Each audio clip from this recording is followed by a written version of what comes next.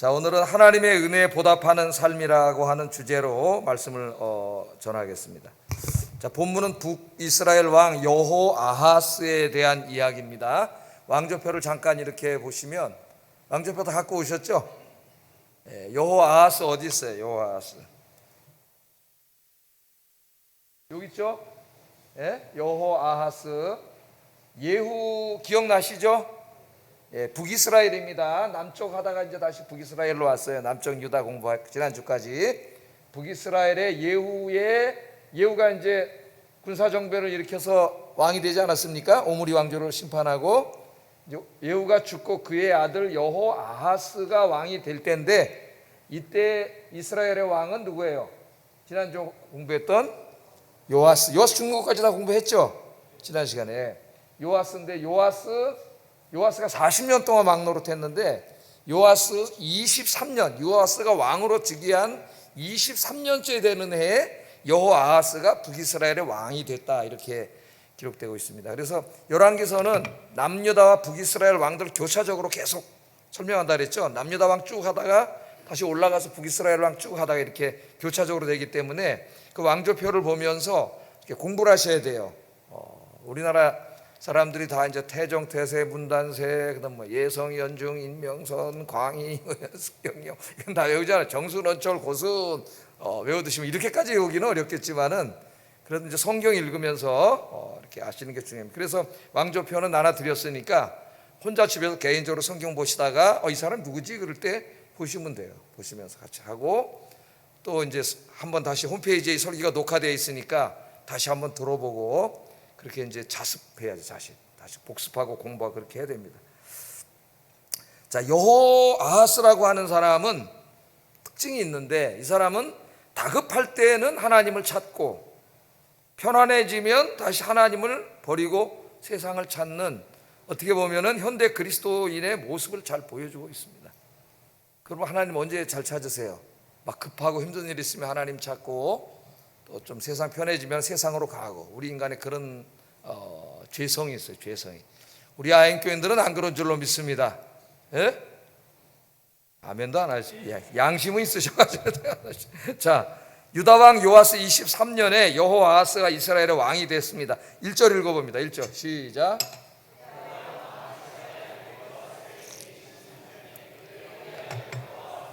사마리아에서 이스라엘 왕이 되어 17년간 다스리니라. 왕노릇 얼마 했어요? 17년. 우리나라 지금 5년 하는데 5년. 이야, 그 5년도 참, 그 짧은 5년인데 그것도 이렇게 건세를 부리는데 17년 동안 왕노릇 했습니다, 이 사람이.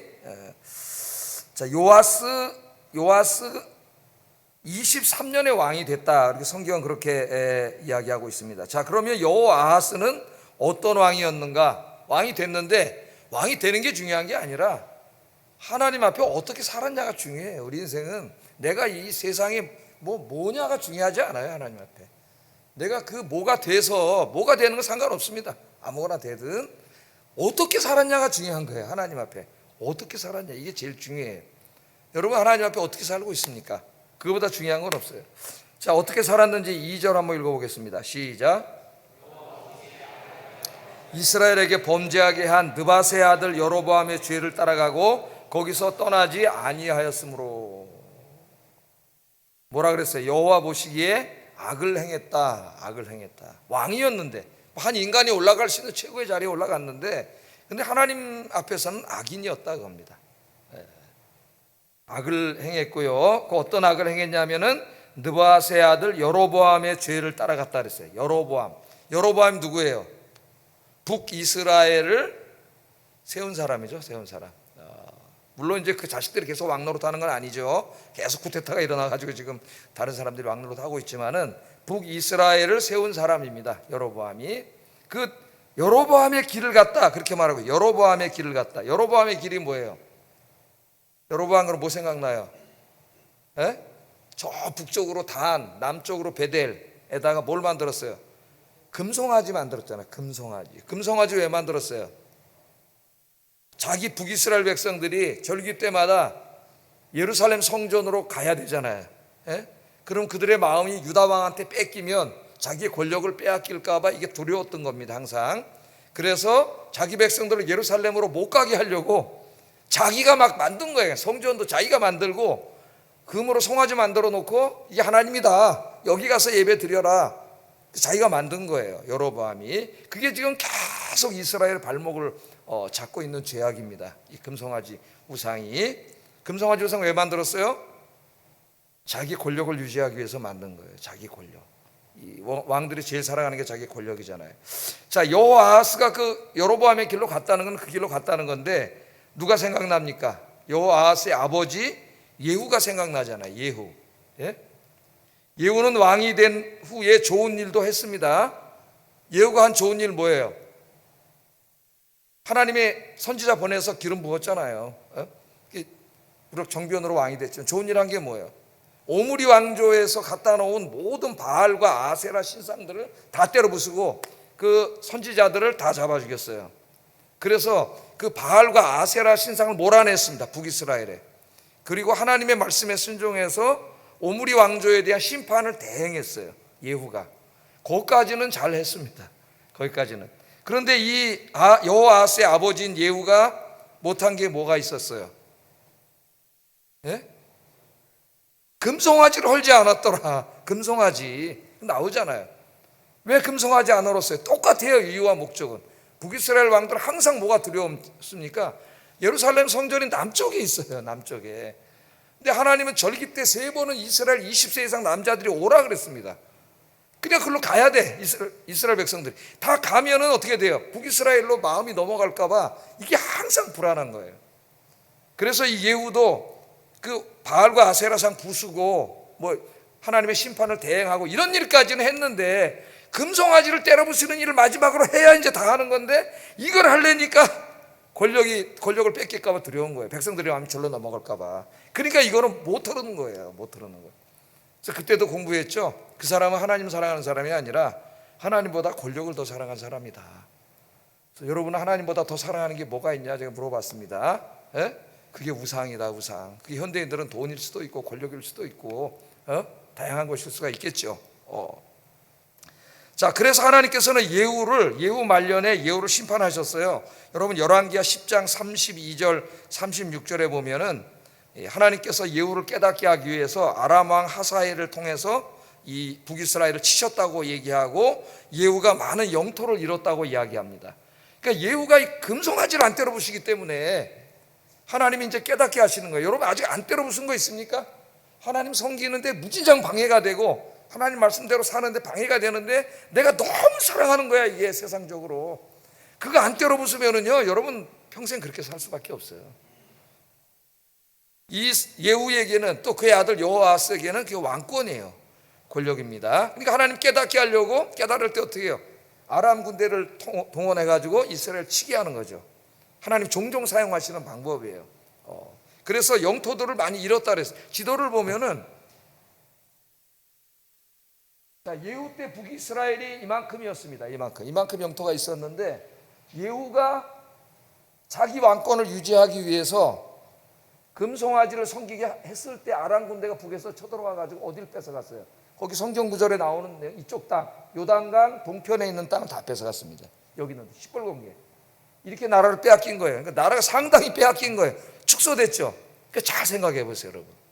예후는 지금 왜 금송아지 안 때려부셨죠? 자기 왕권을 강화하고 북이스라엘을 발전하게 하기 위해서 안 때려부순 거예요. 그런데 실제로는 어떻게 됐어요? 실제는 줄어들었잖아요, 나라가. 나라가 다 망해가고 있지 않습니까? 그러니까 어리석은 자예요. 예후가 하나님을 잘 섬겼다면, 금송아지 다 때려부셨다면 저 땅을 절대 뺏기지 않았을 겁니다. 그 인생이 약해지지 않았을 거예요. 그러니까 인생들이 얼마나 어리석은 결정을 하는지 한번 잘 생각해 보셔야 돼요. 여러분이 하나님께 가까이 있을 때, 하나님께 돌아올 때, 그때 여러분의 인생이 가장 복을 받는 거예요.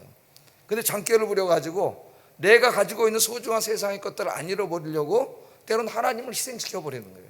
그럼 망하는 인생이 되는 거예요. 자, 여호아스는 이 모든 것을 눈으로 보면서 자란 사람입니다. 자기 아버지가 저렇게 됐으니까. 그럼 깨달아야 되는데 깨닫지 못합니다. 자기 아버지가 간 길을 어떻게 해요? 또 계속 가고 있다는 거예요. 그러니까 이게 어리석은 거예요. 뭐가 은혜라 그랬어요, 여러분? 하나님이 사인을 주실 때 깨닫는 게 은혜입니다. 깨닫는 게. 깨닫지 못하는 자는 성경에서 우매무지한 자라 그랬어요. 우매무지한 자. 하나님이 너 잘못 된 길로 가고 있다고 가르쳐 주시려고 고난을 주시는 거예요. 예? 그럼 그 고난을 통해서 자기 인생을 되돌아보고 하나님께 돌아오면 되는데 깨닫지 못해. 여호와스는 깨닫지 못하고 아버지가 간 길을 계속 갔습니다. 금송아지를 섬겼고 온 백성들도 금송아지를 섬기게 했습니다. 그러니까 하나님이 또 진노하셨어요. 그래서 어떻게 했습니까? 이번에도 또 아람 군대를 통해서 또 깨닫게 하십니다. 치셨어요. 4절 한번 읽어보겠습니다. 시작.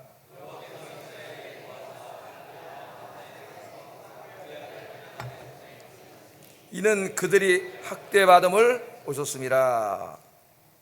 자, 여호아스는 아버지 예후처럼 하나님보다 자신의 왕권을 더욱 사랑했습니다. 그래서 우상의 길로 갔어요.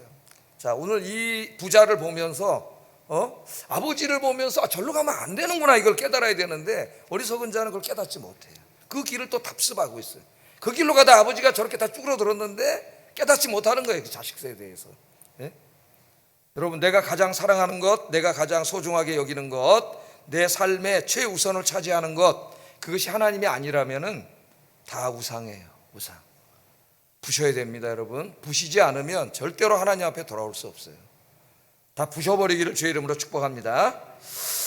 자, 하나님께서 이제 여호아스를 깨닫게 하시려고 아람 군대를 사용하십니다. 3절 읽어보겠습니다. 시작. 그의 아들 베나단의 손에 넘기셨다. 깨닫지 못하면 하나님이 또 흔들어 우리 인생을. 왜? 흔들어 놓지 않으면 깨닫지 못해요. 지금 금송아지를 계속 섬기는데 잘되게 해주시면 어떻게 되겠어요? 계속 그 길로 갈 거예요. 그 사람은. 그건 축복이 아니에요, 여러분. 이 사람 계속 죄를 짓고 있고 잘못된 길을 가고 있는데 세상에 하는 일이 잘 돼? 그건 하나님이 버린 사람이에요. 그냥.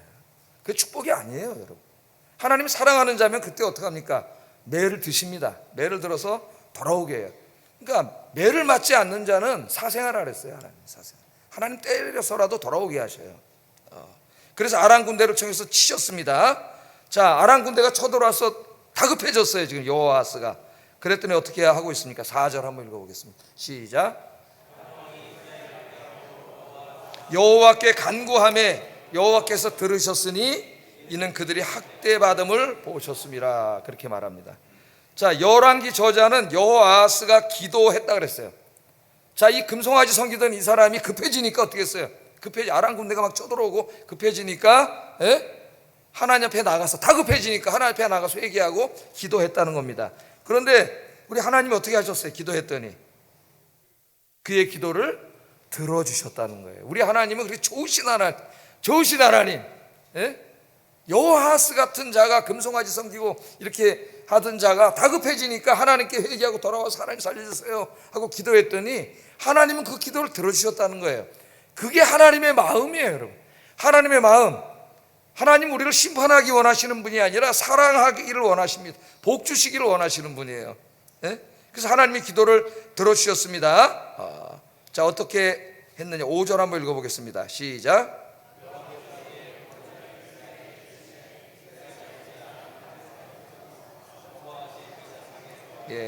자, 여호아스가 기도했더니 하나님이 구원자를 보내주셨다 그랬어요. 구원자. 이 구원자가 누굴까? 성경에는 안 나옵니다. 이 구원자를 보냈다는 게 누구냐? 뭐 이런저런 얘기가 있을 수 있지만은 아마 이 사람은 아스루 왕 아다드 나라리 3세. 나도 금방 잊어먹어요. 이름이 어렵죠? 아마드 나라리 3세는 잊어먹어도 됩니다. 아스루 왕입니다. 아스루 왕. 그래서 이 아스루 왕이 갑자기 아람의 수도인 다메섹을 공격한 거예요. 공격하니까 어떻게 되겠어요? 북이스라엘을 쳐들어왔던 군대가 다시 들어가서 막아야 되니까 아람하고 아수르하고 싸워야 될 거 아니에요. 그래서 돌아간 겁니다, 군대가. 그래서 하나님이 지켜주신 거예요. 그러니까 기가 막힌 것이죠.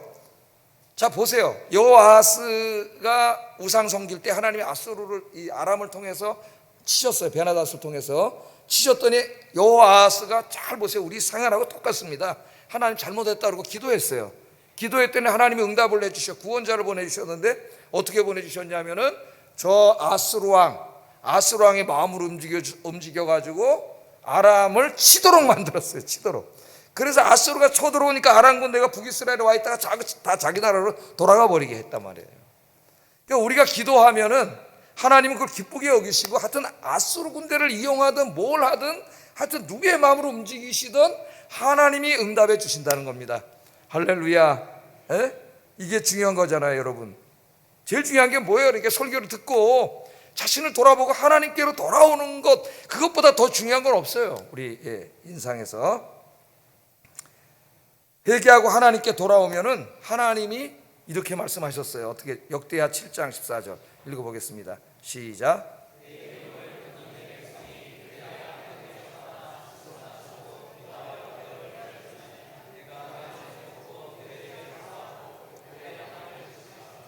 잘 보세요. 지금 우리에게 절실한 말씀입니다.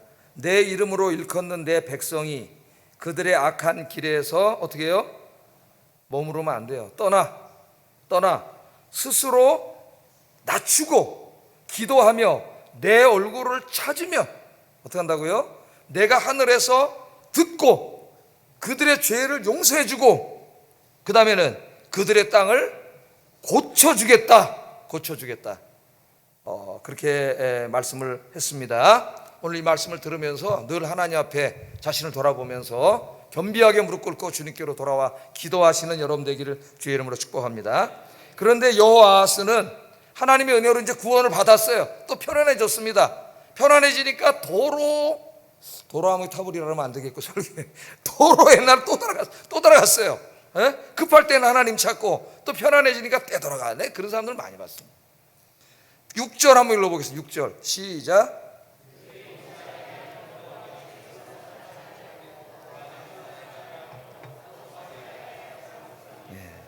정말 하나님의 은혜를 받을 자격이 없는 자였는데 하나님의 과분한 은혜를 받고 구원을 받았잖아요. 그럼 진짜 하나님 앞에 이제는 하나님 경외하면서 잘 살아야 되는데, 편안해지니까 배은망덕했어요.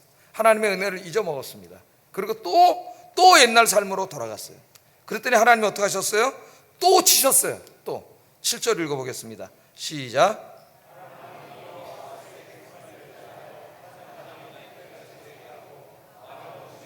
병거 10대와 보병 10,000명 외에는 여호아하스에게 남겨주지 아니하였습니다. 이번에 아람 군대가 쳐들어와서 완전히 그냥 초토화 시켜놨어요. 초토화. 자, 군대를 다 해산시키고 뭐만 남았어요?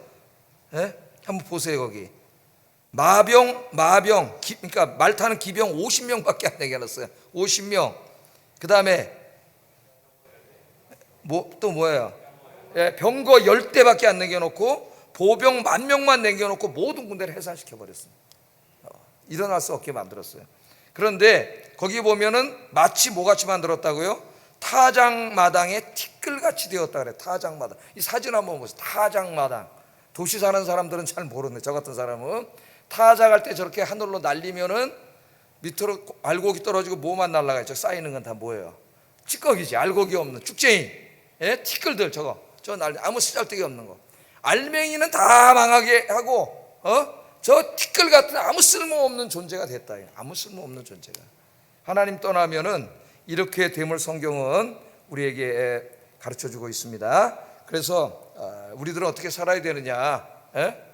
배은망덕하지 말고 과분한 은혜로 정말 우리가 구원받고 하나님의 은혜 속에 살고 있는데, 오늘부터 평생 동안 여러분 하나님의 은혜에 보답하는 삶을 살기를 주의 이름으로 축복합니다. 오늘 우리는 하나님께서 주신 직분을 잘 끝까지 마감하고 은퇴를 하는 우리 장로님 권사님들의 은퇴 감사 예배를 드리고 있습니다. 오늘 은퇴하시는 우리 장로님 권사님들은 하나님의 은혜에 감사하며 변함없이 이 시간까지 하나님을 잘 섬겨 오셨다고 생각이 됩니다. 하나님께서 우리 장로님과 권사님들의 헌신과 수고를 기억하시고 남은 인생에 더 큰 은혜로 갚아주실 줄 믿습니다. 하나님이 이렇게 말씀하셨어요. 히브리서 6장 10절. 이 말씀이 위로가 됐으면 좋겠습니다. 한번 읽어보겠습니다. 시작.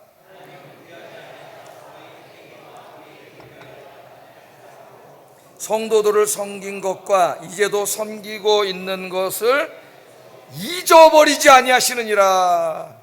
잊어버리지 않으세요. 사람들은 잊어버려요. 사람들은. 그러나 하나님은 절대로 잊어버리지 않으세요. 뭘 안 잊어버리세요? 하나님은 불의하지 아니하사 너희 행위와 그의 이름을 위하여 나타낸 사랑으로 성도들을 섬긴 것과 이제도 섬기고 있는 것을 잊어버리지 아니하시니라. 잊어버리지 아니하시니라.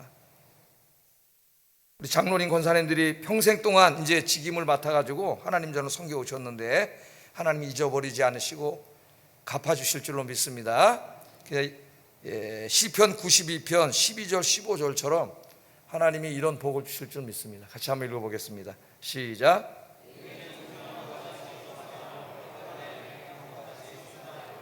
이는 여호와의 집에 심겼으며 우리 하나님의 뜰 안에서 번성하리로다. 그는 늙어도 여전히 결실하여 진액이 풍족하고 빛이 청정하니 여호와의 정직하심과 그에게는 불의가 없음이 선포되리로다. 아멘. 이제 한국 나이로 71살 되셨는데 지금 이렇게 얼굴을 뵈니까 한 50대 같이 보입니다. 우리 장로님 50대 같이 보이고 진짜예요. 뭐 우리 권사님들도 젊죠. 너무 젊어요. 옛날 70은퇴는 진짜 70살 좀 넘으면 죽을 때 만들어 놓은 법입니다. 사실은 지금 100살까지 살아서 지금 이 시대의 이 은퇴 연령이 맞느냐 하는 거는 지금 논의되고 있어요. 총회에서 매년 논의돼서 일부 교단에서는 지금 75세로 연장하기도 하고, 가톨릭은 사제직이 종신직이에요. 은퇴가 없습니다. 가톨릭은. 우리 이제 장로교는 만 70세로 정해서 은퇴를 하게 되는데, 사실 이제 공식 직책에서는 은퇴하시지만은 사실 하나님의 본질, 이 성경의 본질에서는 은퇴가 없습니다. 본질이 뭐예요? 기도하는 거죠. 교회와 복음과 성도들을, 목회자들을 위해서 기도하고 복음 전하고 예배드리고, 이게 본질이에요. 교회 이 본질에는 이건 종신직이에요. 종신직. 그래서 오늘 여기 말씀처럼 정말 뭐라 그랬습니까? 여호와의 집에 심겼으며 우리 하나님의 뜰 안에서 번성하리로다. 그는 늙어도 여전히 결실하며 진액이 풍족하고 빛이 청정한 우리 장로님 권사님들 되시기를 주의 이름으로 축복합니다. 기도하겠습니다. 말씀을 생각하면서 기도하시고, 특별히 오늘 은퇴하시는 우리 장로님 권사님들의 수고를 기억하시고 그 남은 인생에 더욱 결실하며 진액이 풍족하고 빛이 청정한 인생이 되게 해달라고 기도하겠습니다.